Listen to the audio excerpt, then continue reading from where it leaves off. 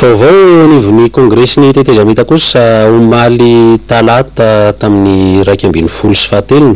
no nilanindreo mpiambana ao amin'ny kongresy ny tetezamita ny fandaharam-potoana voalohany amin'izao fivoriana tsy ara-potoana faharoa izao, fivoriana izay azo ny besin'ny maro natrehana vola lafarasoa.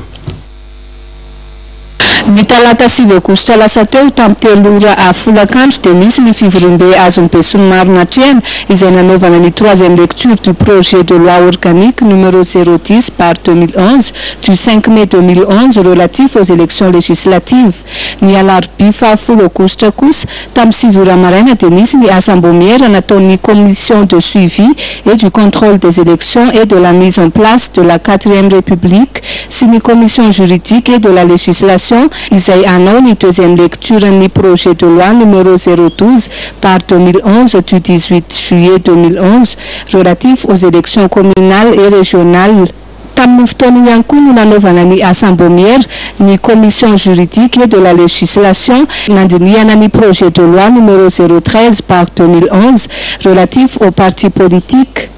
Ny folakandro kosa dia nisy ny fivoriam-be azon'ny besin'ny maro natrehana izay nandinihana ny projet de loi numéro 012/2011 du 18 juillet 2011 relatif aux élections communales et régionales.